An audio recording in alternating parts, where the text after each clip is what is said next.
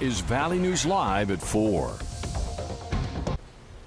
That wintry weather we've been warning about is on its way. This was the scene just about a half hour ago in Bismarck. You can see that snow coming down, and just like our First Alert Storm team has been telling you, it's heading to the Red River Valley. Hutch joins us straight away with the first look. Hutch? Stacy, thanks so much. Good afternoon. Now, it's been fairly quiet with just a few flakes here in the FM area, but this was Bemidji this morning as they woke up to a coating of fresh flakes of snow.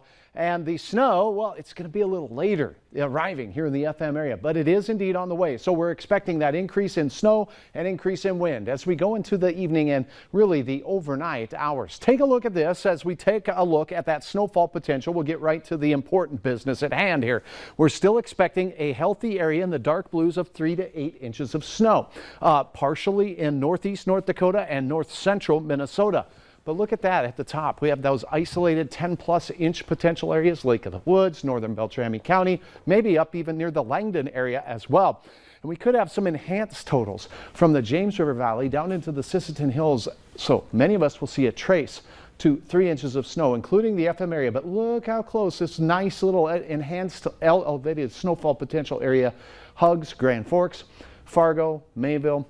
We're going to be close. It's going to get interesting. Here's the latest radar. We are seeing some snow developing and trying to push in towards Grand Forks, Reynolds, and Thompson. It's been snowing for the better part of the day, as you saw in the Bismarck area and down toward the Sisseton Hills.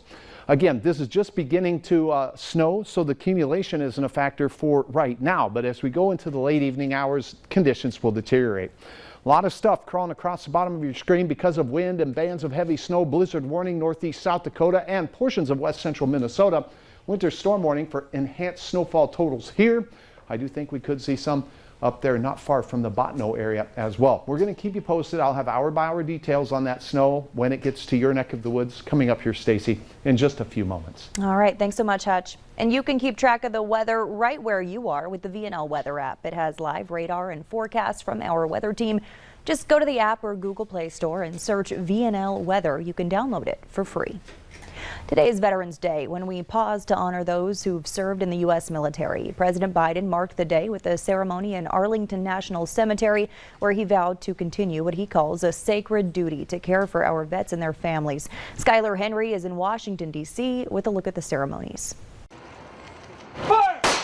Across the U.S., cities and towns held commemorations to honor the service of our military veterans. How are you? In Paris, Vice President Kamala Harris joined the French president to mark Armistice Day, signifying the end of the First World War.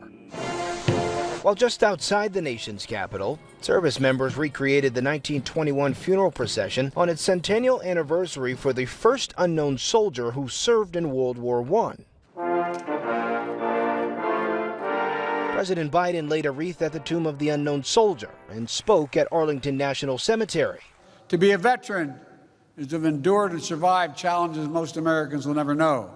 I look at my own unit, there's only 4 of us left, and I'm the youngest. At the World War II Memorial, we met 93-year-old Ohio native Harry F. Miller, who enlisted when he was 15, claiming he was 18 at the time. I freely admit I was scared. Miller served in Europe, where he saw the horrors of the Dachau concentration camp in Germany. What do you remember most over the course of those years? I dreamed about Dachau for years after that.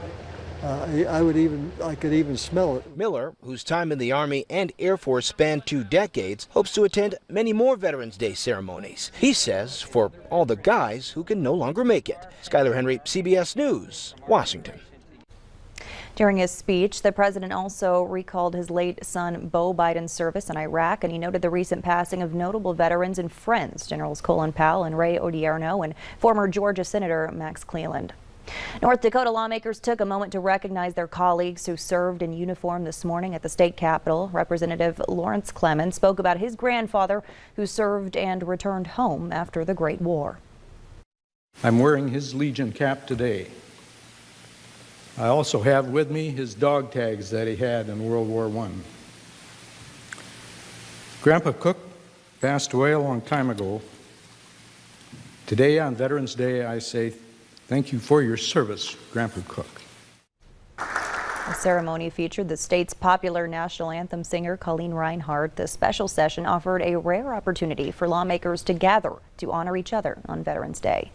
This year, Veterans Day coincides with the 100th anniversary of the Tomb of the Unknown Soldier. To mark this hallowed occasion, a special procession marched through the grounds, including members of the 3rd Infantry, the U.S. Marine Corps Ceremonial Guard Company, U.S. Air Force Honor Guard, U.S. Navy Honor Guard, the U.S. Coast Guard Honor Guard, and the U.S. Army Band. The first American soldier was laid to rest at the Tomb of the Unknown Soldier on November 11, 1921.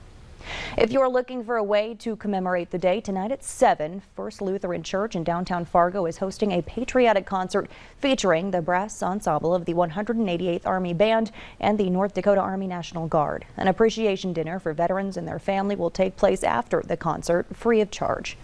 A lot of businesses in the Valley are offering special deals for vets today. You can find the full list right on our website or on your free VNL News app. It was a particularly special day today for one World War II veteran.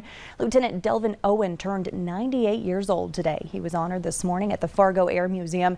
He enlisted in the U.S. Navy in June 1943. He completed basic training in Pensacola, Florida, and was assigned to a naval base in Hawaii, where he was a test pilot. He was discharged in December 1945 at the rank of lieutenant junior grade. His proudest moments, he says, were getting his wings, learning to navigate, and learning Morse code.